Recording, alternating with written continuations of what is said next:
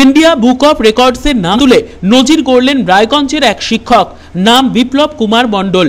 প্রায় 11 মাস ধরে করোনায় জেলার সাধারণ মানুষকে সচেতন, বিনামূল্যে নিজে হাতে তৈরি মাস্ক, স্যানিটাইজার বিলি, প্রত্যন্ত গ্রামের মানুষদের সচেতন করবার ক্ষেত্রে এবং নিষ্ঠার সঙ্গে কাজ করবার জন্যই তার এই স্বীকৃতি।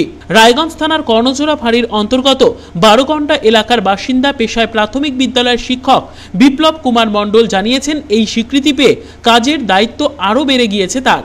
2022 সালে ইন্ডিয়া বুক অফ রেকর্ডসের বইয়ে তার ছবি তুলে ধরা হবে বলেও সংশ্লিষ্ট কর্তৃপক্ষ তাকে জানিয়েছে। পাশাপাশি জেলার মানুষকে সমাজের আরও বিভিন্ন কাজে এগিয়ে আসার আহ্বানও জানিয়েছেন বিপ্লব বাবু। প্রসঙ্গত, গত 11 মাস ধরে হাটে, বাজারে, রাস্তাঘাটে যেখানে মানুষ দেখেছেন সেখানেই সকলের মাঝে গিয়ে করোনা নিয়ে সচেতন করেছেন বিপ্লব কুমার মণ্ডল। তাতে কাজ হয়েছে 100%, এমনটাই দাবি তার। শিক্ষকতার পাশাপাশি তিনি একজন আয়ুর্বেদিক চিকিৎসকও। সকালে ও বিকেলে স্কুল ছুটির পর কালীবাড়ি বাজার সংলগ্ন এলাকায় নিজের চেম্বারে বসে রোগী দেখেন তিনি। করোনা শুরুর পর থেকেই কি করবেন ভাবতে গিয়ে ঠিক করেন মানুষকে এই মারণ ভাইরাস থেকে রক্ষা পাওয়ার উপায় সম্পর্কে সচেতন করতে মাঠে নামবেন। রাস্তাঘাটে চলতে গিয়ে কিংবা বাজার এলাকায় একসঙ্গে মানুষের জটলা দেখলেই সাঁড়াশি নিয়ে সকলকে সচেতন করেছেন তিনি। এরই পাশাপাশি বিপ্লববাবু নিজের বাইক ও হেলমেট সাজিয়ে তুলেছিলেন করোনা সম্পর্কিত নানান অনুষঙ্গেও। এই সমস্ত কর্মকাণ্ডের নিরিখে সম্মান পেয়ে আপ্লুত বিপ্লব কুমার মণ্ডল। আজ কুলিক টিভির মুখোমুখি হয়েছিলেন তিনি জানিয়েছেন, তার সচেতনতামূলক কর্মসূচি এখনো অব্যাহত রয়েছে। এরই পাশাপাশি সমাজসেবা, পরিবেশ সচেতনতা এবং পরিত্যক্ত জিনিসপত্র থেকে আকর্ষণীয় নানান জিনিস তৈরির কাজও করে চলেছেন তিনি। এ বিষয়ে শুনবো তার বক্তব্য। এই সম্মানটা পেয়েছেন, আপনার কেমন লাগছে? খুব ভালো লাগছে। এটা আনন্দিত হওয়াই স্বাভাবিক, কারণ প্রত্যেকেই চায় এই ধরনের একটা সম্মাননা পেলে তো সে খুশি হবে, এটাই তো স্বাভাবিক।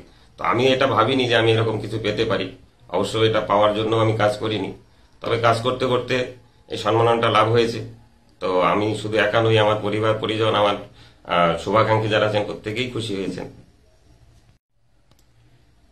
পরবর্তী আপনার কি চিন্তা ভাবনা?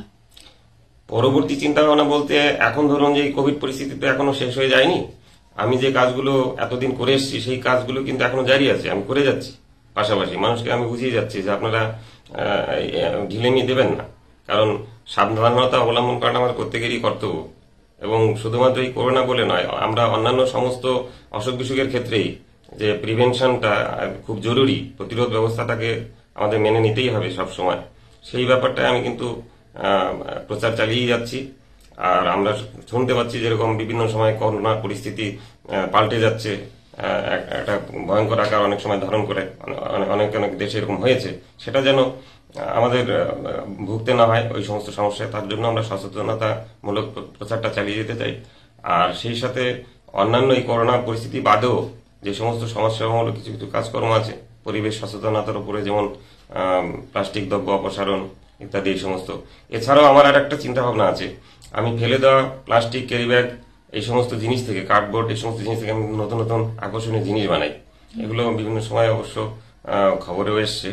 তো যাই হোক, তো আমি এর উপরেও একটু কাজ করতে চাই। বিথিকা পালের রিপোর্ট, কুলিক নিউজ, রায়গঞ্জ।